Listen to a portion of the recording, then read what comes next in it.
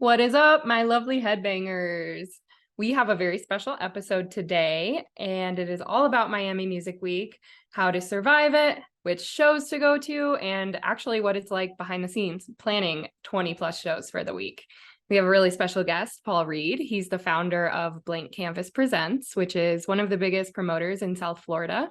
And they're throwing over 20 events for Miami Music Week. So you'll get to hear all about what it's like on the inside. Yes. And last year, we actually went to Miami Music Week for the first time and went to a ton of shows. I can't even keep track of the amount that we went to. We barely even slept. We were like running on just a couple hours of sleep every night. And if you guys didn't know, Chrissy actually does social media for them, which is pretty cool. And the reason why we decided to do this type of episode was because we've been getting a lot of requests from you guys that are listeners. It seems like a lot of people want to know more about behind the scenes and learn more about how the back end works. So figured why not invite Paul, because Chrissy works closely with him and he's just a good friend of ours. So, why not just learn more about what it's like to put on all of these shows. You got trance, house music, techno, dubstep, you got the whole spectrum, basically. So yeah, if you guys will be in Miami Music Week, hit us up. And then also, we might be giving away some sort of, guest list pass. So keep listening to the episode and listen to some clues. And we'll see you all on the flip side. FBI.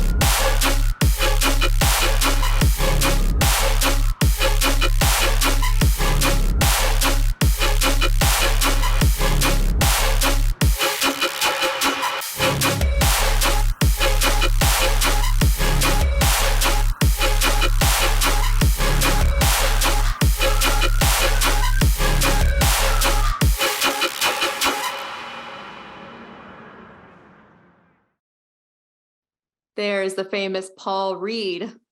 Yeah, I don't know about famous, but famous. The infamous Paul Reed. Infamous maybe. I don't know. Not so much famous. All right, how you guys doing?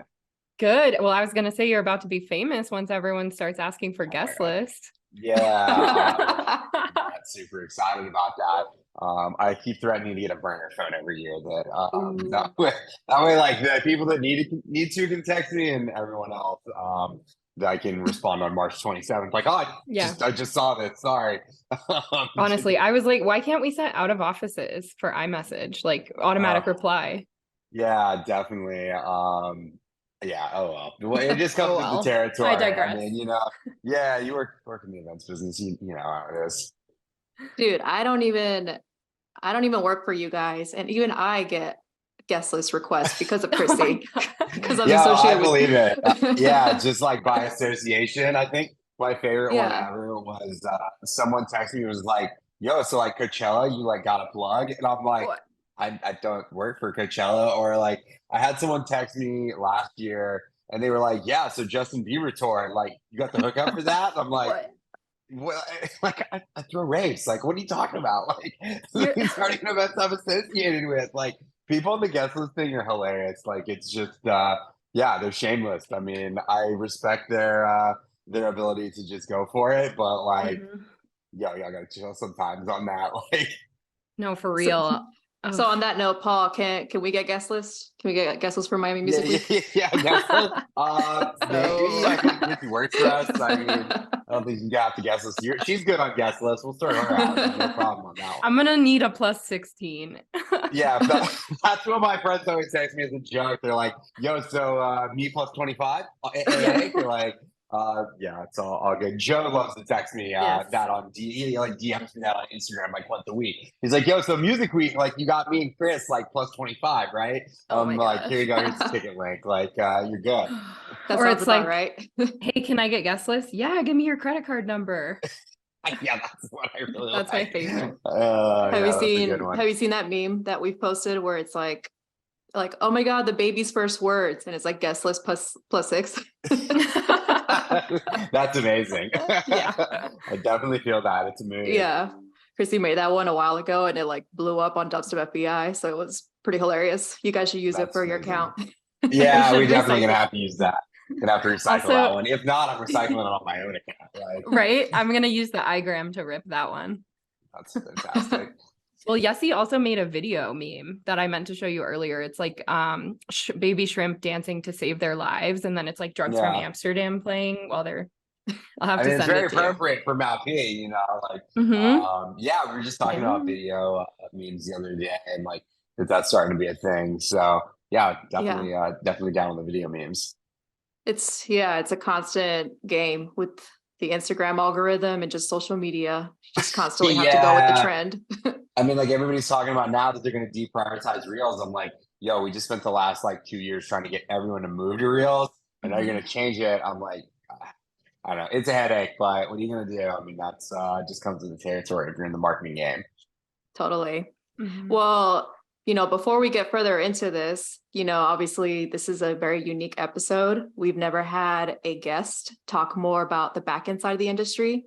Okay. Typically, for those who are new to this season of the Filthy Beat Inspectors, typically we interview artists and just talk more about their journeys and so on and so forth. But we've been getting a lot of requests from our fans to learn more about what it's like to be a talent buyer or what it's like to be an artist manager and just learn more on the backside of the industry. And so you're our first guest in this new sector of Well, our podcast. I feel honored. I think I'd love to just share some of my experiences, and obviously Yeah. been in the bass music scene a long time, and give fans kind of some insight about what goes into putting on some of these events that people are going to. I think a lot of times there's a little bit of disconnect between like why we book our acts that we book, or where events are, or why it's done a certain way, and it's like there's a lot of thought and time and energy put into all those decisions. So I'm sure we'll touch on a lot of those today, and hopefully can give fans some insight as to why we're doing what we're doing and how we plan what we plan. And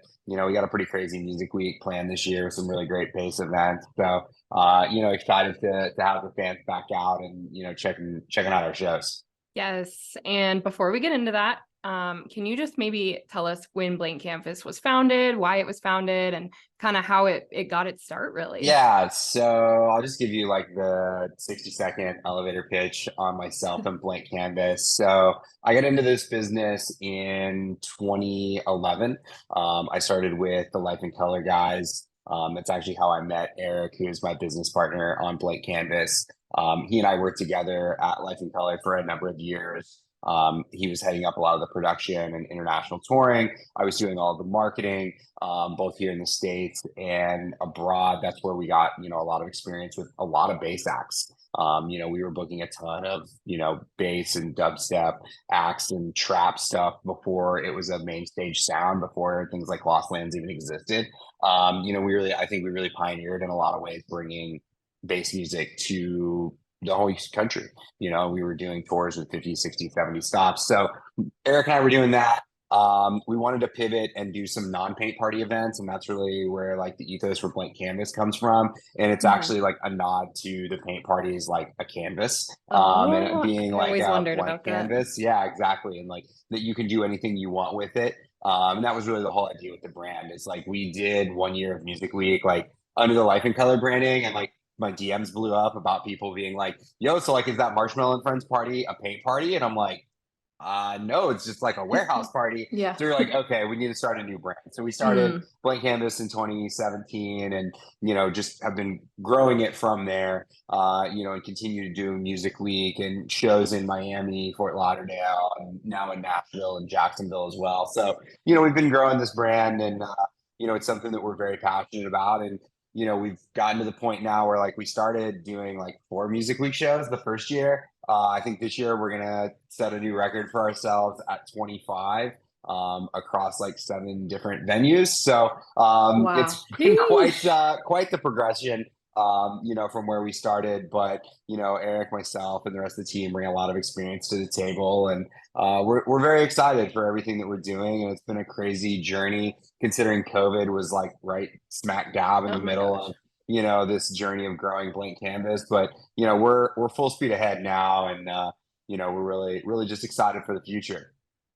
Yeah, last year was a fun year to be a part of, because I feel like that was the time where everyone was waking up from COVID. Like it was finally safe to start going to shows again. And, you know, I had never really worked on the promotion side of things when I started with you guys last February 2022. And like, really, it's kind of like a sink or swim kind of deal when you're throwing 20 shows Yeah. for Music Week. And It definitely is. Like, we definitely push you right in the deep end of the pool, without any floating. good thing I've taken I swim mean, lessons. yeah, you were ready. You did great. It was a pleasure working with you, and obviously working together again this year. But last year was the first year back for Music Week after the COVID stuff in 2020. Nobody did anything in 2021, and then 2022 being the first year back. So like people were ready. Like fans were ready to get back into Miami. Ultra was back downtown.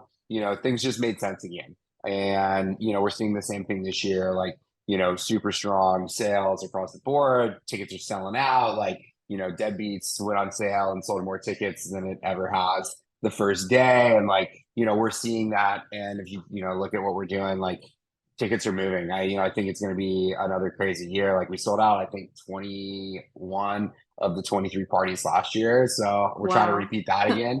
But yeah, I mean, it's been great, and I think like everything that's happening in the scene is just like really fueling that. Like Chrissy, you and I were talking about all this Skrillex stuff that's been happening, and just like this whole resurgence of like some new sounds that are certainly going to hit the main stage, and like bringing fans in and doing like selling out MSG in like 4 minutes with Skrillex. That's and insane. Fortet and Fred again. Like that's just wild. I don't know any other dance act that's ever had it on sale like that and sold out an arena. Like I think I think we're like getting ready. Like we really are seeing like a huge resurgence in the scene, and I think the next couple of years are going to be really exciting to see how these sounds change. Like not only in like the house and mainstream, but also like bass music. Bass music has changed so much in the past 5 years, and I'm really curious to see like where dubstep and experimental stuff goes, and some of the things that the more innovative artists are doing. And the shows I'm going out to, it's just like you're hearing stuff that's like, holy shit, like that's just wild. Right. So you guys are throwing 25 shows. Insane. I don't even know if I'll be able to make it to all of them. Don't hit us up until after Music I'm not Week. even gonna try. Like I know for a fact I won't. That's a week that I don't sleep much. Yeah. No, last year I think we went to like 15 of them together, Yessie. It was a very, very fun experience. Like it was just so cool to see the different crowds and like just everything, so all the venues. Like every venue's different, every crowd's different, production's different, and everything. But it's like it really just speaks to like how expansive the EDM scene is and how inclusive it is. Like stuff from like Ajuna, which has like this older, different demographic, to like the house and techno stuff, the more mainstream stuff, over to like, Deadbeats and Subtronics, like, just wild bass, so it's like, exactly. Like just super unhinged, like going at it, so it's like you get to see a little bit of everything, and from the warehouses to pools to the intimate clubs like Mad Club and Freehold, or outdoors like Oasis and Maps. It's pretty wild. So we'll see how many of y'all can make it through this year. Let's go for a new record. World record. How many venues in total this year? So we're at 7 venues this year. We're doing Mana, which is the new warehouse for this year. Bigger warehouse, better, lots of air conditioning, bigger production, love it, more space. We're super excited for that.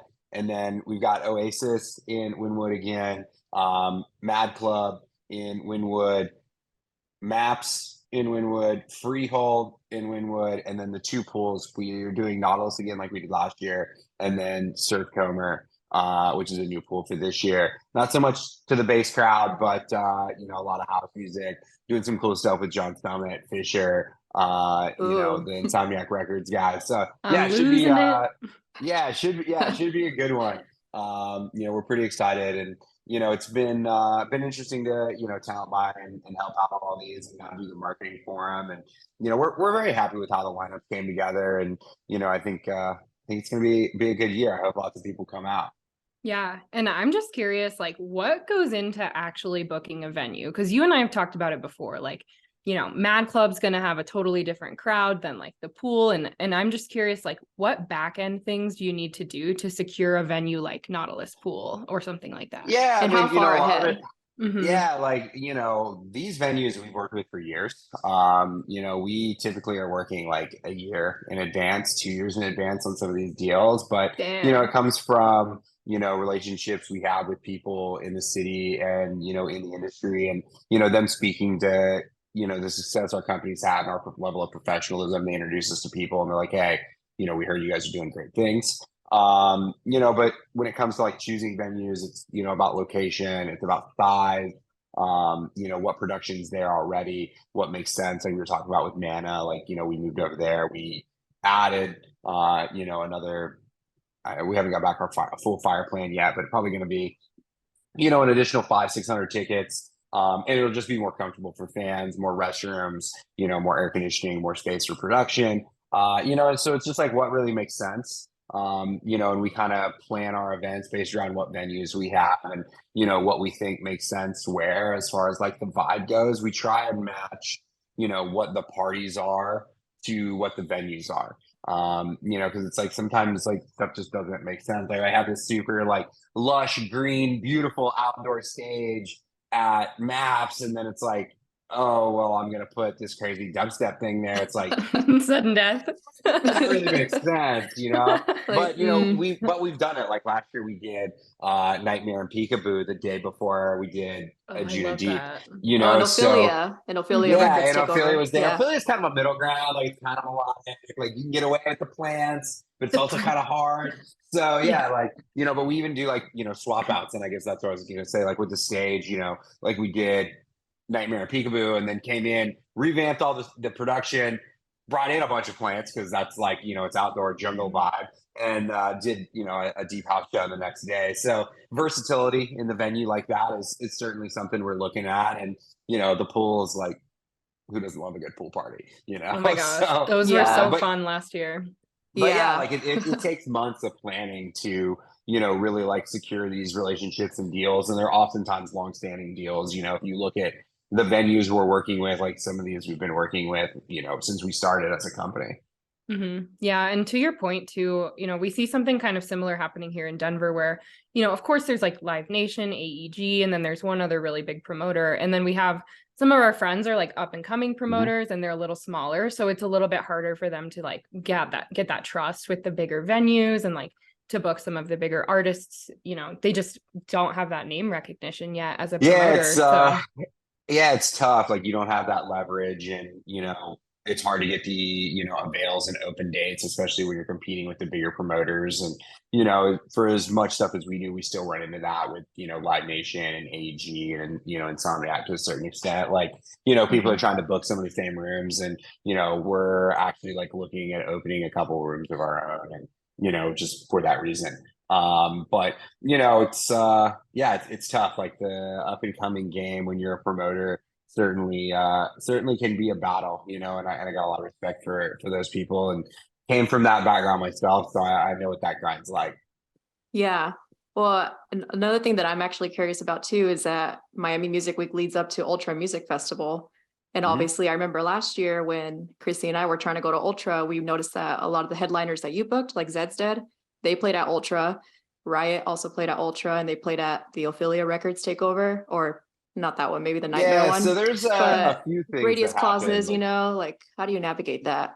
Yeah, so I mean, there's a few things that kind of go on there. Like Ultra has their exclusives, so we don't touch any of those acts. And then like most of the other ones that are booked on Ultra, they get to play like one other show.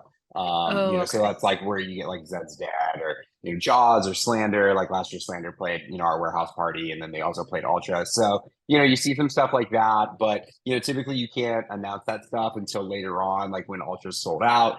So you'll see a lot of question marks, on different lineups. And, like we announced this Dub Chef show, the outro closing show, and I'm sure I thought you guys posted about it. And a lot of other people are talking and, asking like what the question marks are. And I'm just like, maybe there's some Ultra acts, maybe they're on Okeechobee. Like that's a whole nother one that like people haven't really been talking about. But like, you know, Okeechobee, if an act is on Okeechobee, I can't announce it until Okeechobee's over with. So Didn't even think of you know, Okeechobee. yeah, so Okeechobee's another Yeah. one. You have SMF down here, like acts that are on SMF.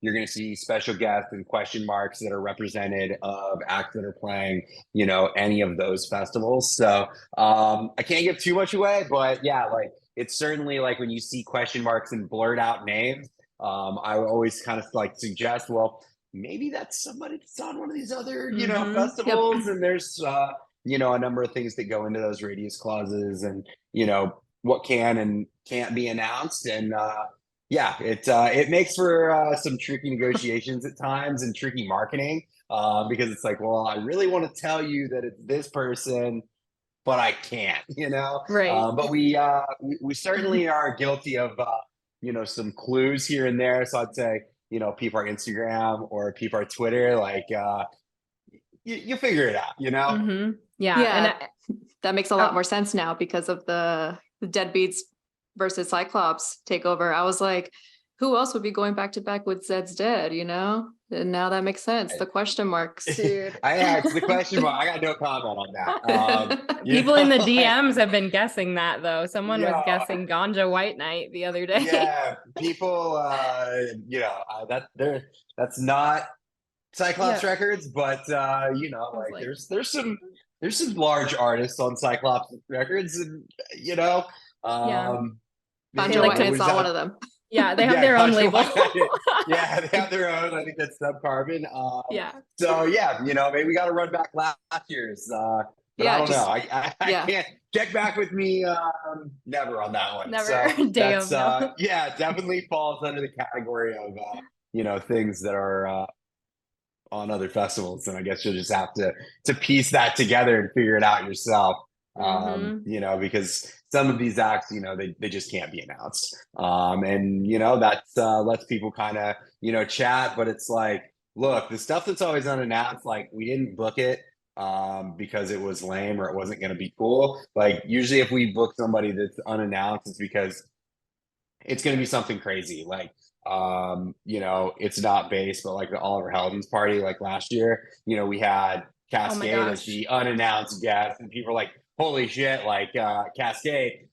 You know, it was like, well, we told you, like it was blurred out, and I'm like, I can't say anything, but it's definitely gonna be sick. Dude, you know, and we got some big surprises this year for that one too. That show was so cool because guess who we met in the lobby? We met Armin van Buren sitting in the lobby when we were leaving. With his wife. With his wife. Yeah. He's literally my favorite artist of all time. I was like, I have to go say hi to him. Yeah. That was like probably one of the most memorable moments. I just remember walking and seeing him, and I had to do a double take. Like, wait, is that Armin? You're like, wait a minute, is that Armin? Like, no, wasn't Brian? Like Brian was like, that's Armin van Buren, and we almost walked past him. That's hilarious. Yeah, I mean, during Music Week, you literally never know who you're gonna see. Like, you can walk in somewhere to like buy a sandwich, and it's like, oh, that's so and so, or that's so and so. It's like, oh, this is weird. So that makes it fun because it's like. I even met Hapstrack. I was like, yeah, he's cool. He's funny, but yeah, I mean, it's just like everywhere you go, like there's just artists everywhere. So like as a fan, that's the one thing I love about Music Week is like you literally just never know who you're gonna run into. Like you could literally be anywhere and run into your favorite artist on the street. And you know, the other thing that's great about dance music is most of these guys and gals are super approachable. You know, and they love meeting their fans and chatting with them. And you know, it's funny, like you know, then there's just a lot of them that live here in Miami too. So like I was walking on the street the other day and I'm like, oh, that's Sullivan King. Yeah, like because he lives in Miami. And like there's so many of these guys that live in Miami, you know, all the time. But Music Week is definitely a great time to run into your favorite artists on the street. Yeah, and I want to talk a little bit about that outro party that you mentioned. Okay. So a couple questions for you. One, can you confirm that it is going to be bass music? It is going to be bass music. It's all dubstep. So it's definitely going to be super heavy. You know, we're putting it together as like the first dubstep bass closing party. You know, and nobody's really done that before. Like last year we did Subtronics, so I guess this would be our second year in a row because we did Subtronics last year, and Zed's Dead, the back-to-back party as a Sunday closing party. But this is certainly set up as a closing party this year, and it'll be the biggest dubstep event of the week. We have the biggest warehouse. It's on Sunday. Monster names. I can definitely tell everyone, like, there's a reason that the tickets said trust us. Like, that's our little internal joke because we're like, trust me, when you see the lineup, you're like, damn. And people are certainly going nuts, like on our comments and in the DMs, like asking who it is. And we will be able to announce a lot of the names on this one, in March. So, just stay tuned and peep that. But we're excited, our like really Genesis is from the bass music stuff, so we just want to keep feeding that community. And we do a lot of like bass shows in South Florida. Like we just had Schlump this past weekend. I got Seven Lions like after music week, and a bunch of other stuff. So it's like, we want our fans to come out and have a good time. Yeah. And then the last question that I have is, the artwork for that. It's pretty unique. Like it captures some buildings, some neon signs. I think it says Miami on it. Like, is there a story behind the theme for that? Yeah, I mean, we're chatting with Ben Hogan, an agent, for a lot of these big acts, and Ben had this idea and was like, "Yo, let's just do this monster bass party." And him, myself, and Eric and Cameron, who's on our team, we were just all talking about it, and we were going back and forth, and trying to develop some different concepts, and we went through like so many names. It was insane. Like trying to figure this out, and like making mood boards, and it's like, well, does this work, and does that work? And it's like, we were like, well, it's like Winwood is, very artsy, and, we were like, oh, like break beats and like some of like the graffiti stuff, and it's music. So you got like record players, and we do like a little throwback, like OG with like some tapes. So we just try to like pull a lot of those elements all in together, and give a nod to like, some of the origin of the dubstep stuff, and like it comes a lot from like the 808 machines and like stuff that's used in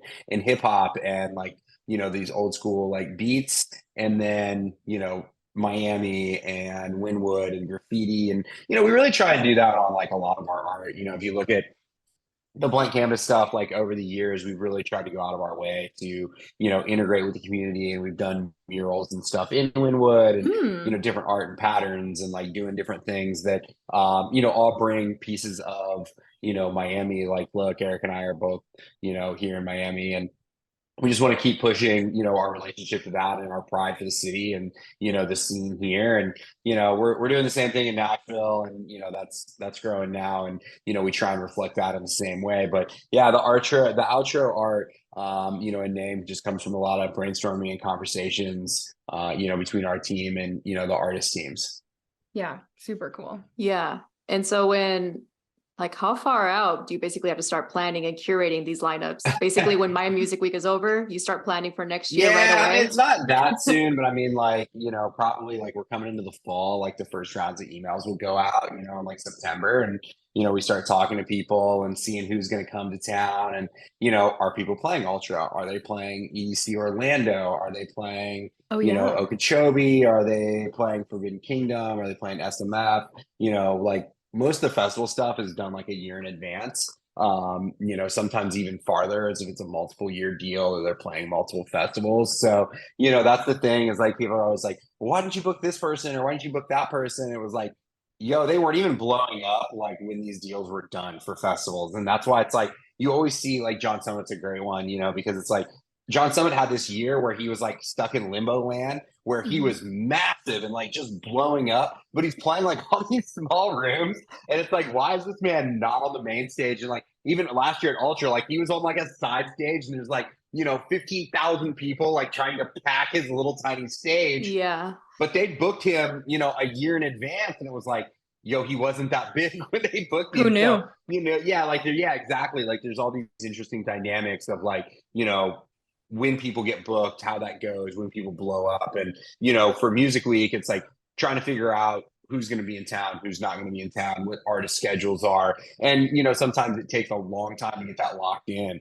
And once they kind of know what they're doing, then we can, base off of that. And, we even are bringing acts that aren't playing, anything else during the week, like Zed's Dead, like they're coming in specifically for our party. It's a party that we do every year.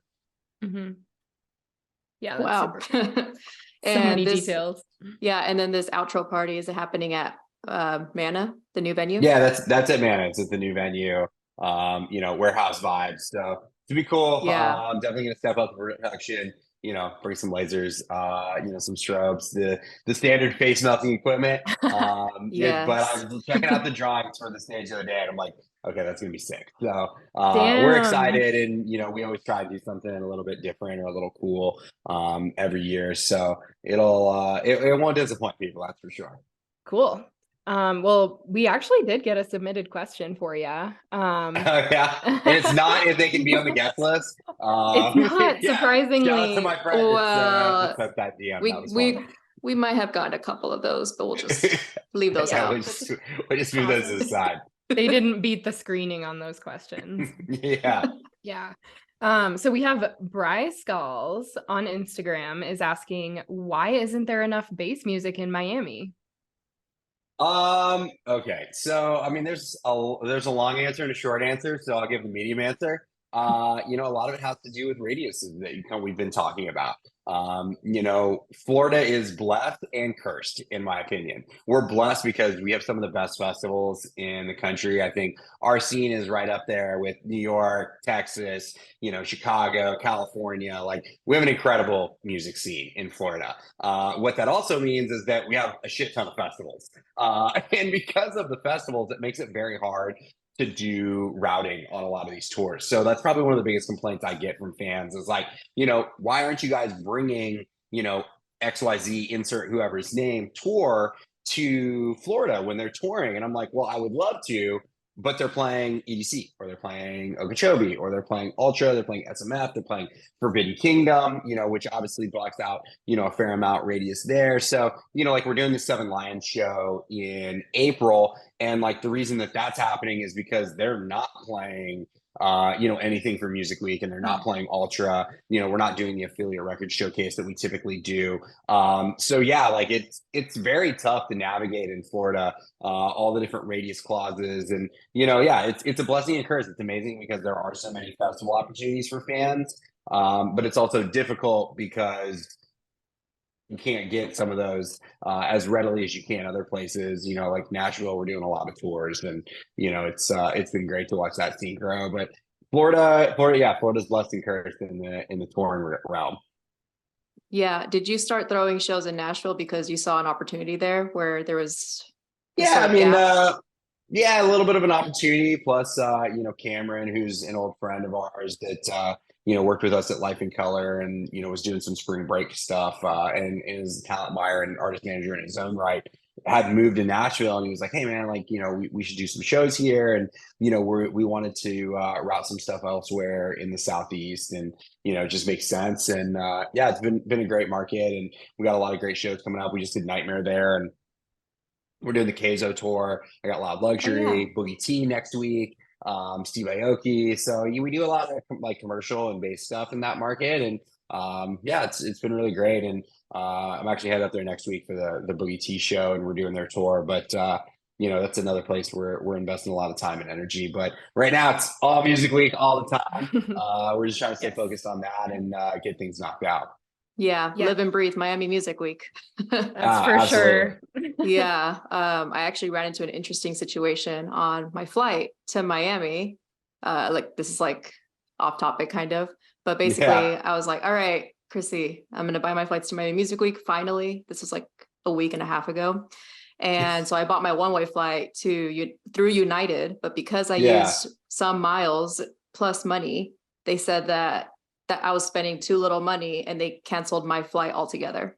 Oh, and I didn't realize until like a couple days later. And then I chatted a support agent, and then they basically said that they canceled the flight. And then I told Chrissy about it, and she said the flight is still here. It's not canceled. So then I told the support agent, like, I still see the flight.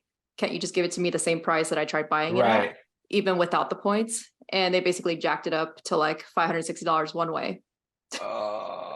Yeah, I am not a fan of So United. Like, you talk to anybody that travels a lot, and like United definitely has a bad rap for not being the best.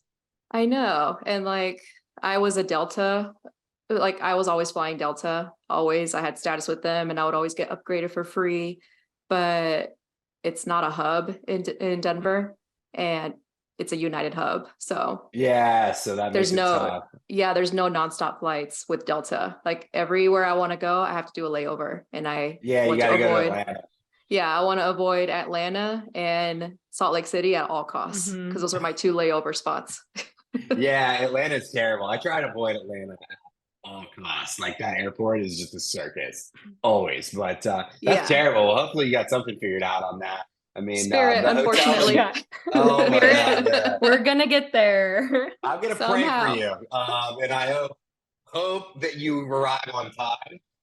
Unfortunately, like 14 delays later, you might get there on like Thursday. Uh, but yeah, That's the hopefully plan. that works Yeah. out. Yeah. But yeah, I'm gonna hit up Chrissy and be like, hey, Chrissy, you better have a margarita ready for me.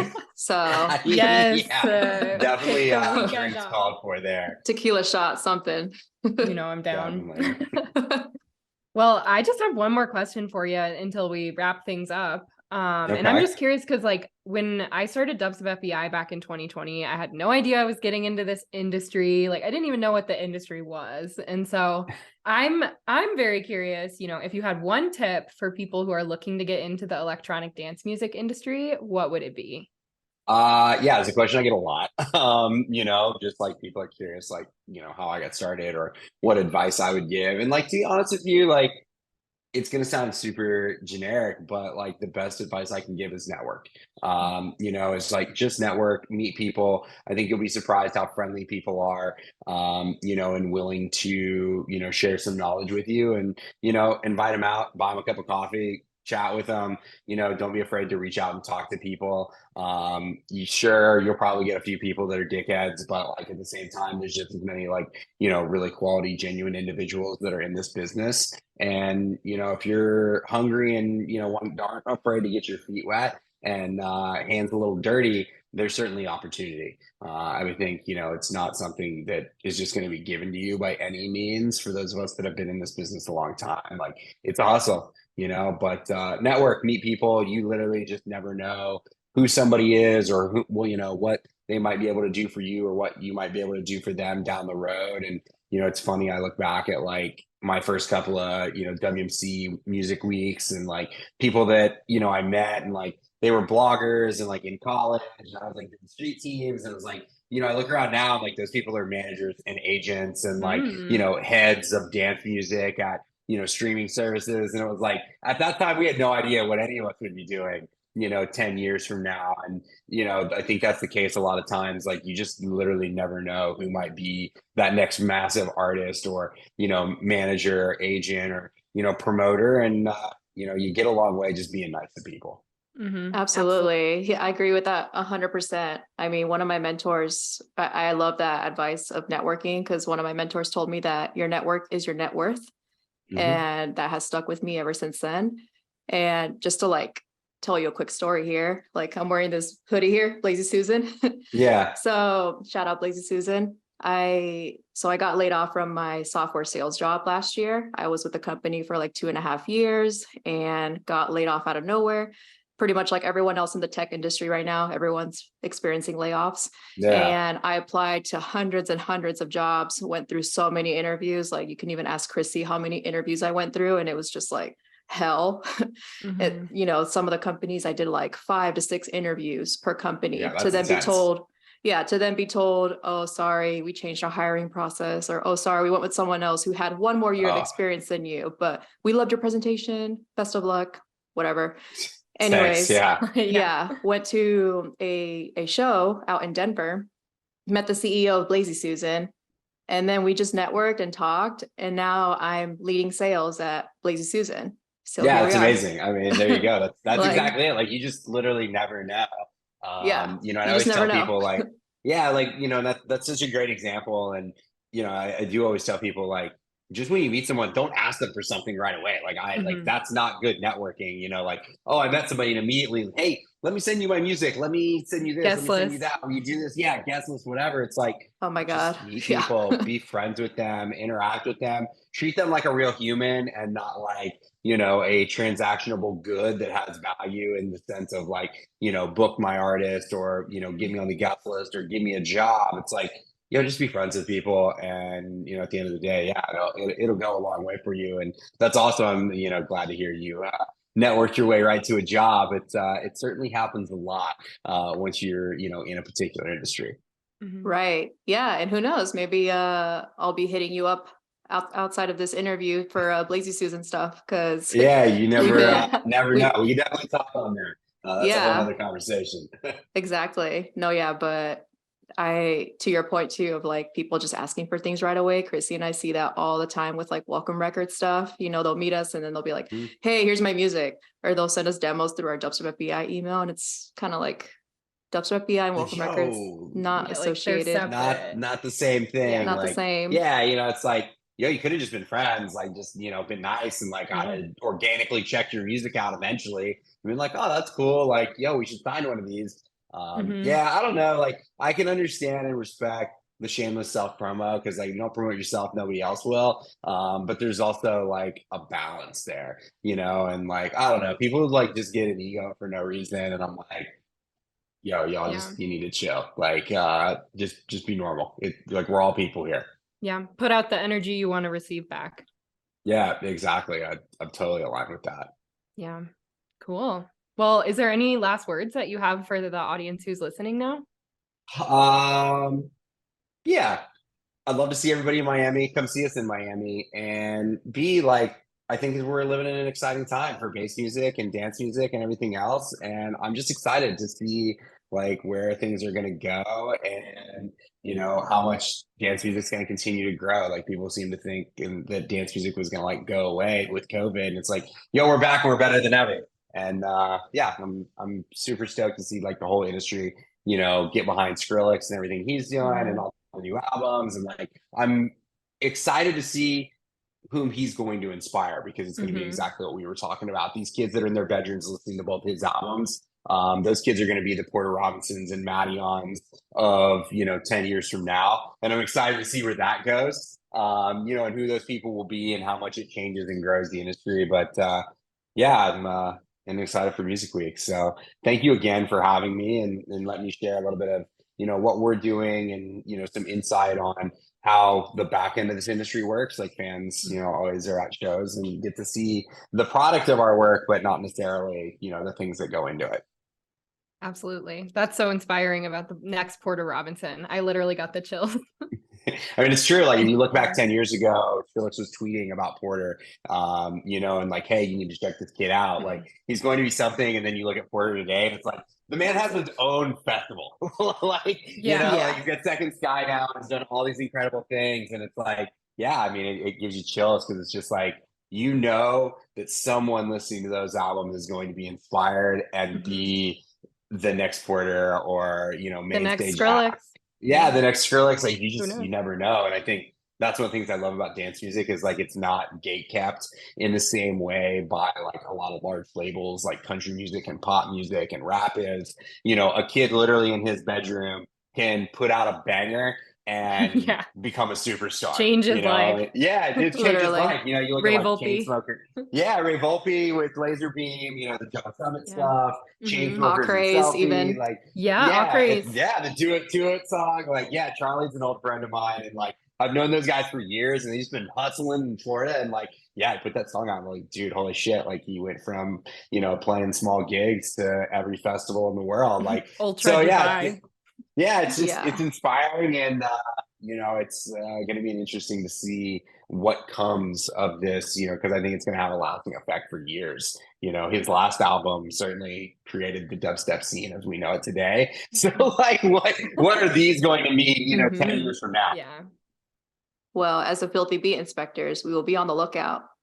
and Yeah, you guys will investigating. know what's next and hot, and I'm excited to see what artists you guys bring on this year, and other guests, and the insights they're going to share with people. Hell yeah. Well, thank you for joining us. You're very welcome, Yeah. and I'll see you guys both in Miami in a month. We're like a month away, so Yeah. Guest list. excited for that. Yeah, Oh my maybe, God. maybe. You talk to my inbox. The contact email is open. Influencer apps are open, Yesy. Yeah, you be an influencer. We just brought All some right. people on the team, I'll- so Hell yeah, brother. I'll be an influencer. yeah, content creator, as we like to Oh say. my God. But yeah, it was great chatting with you guys, and yeah, I'll see you both in a month.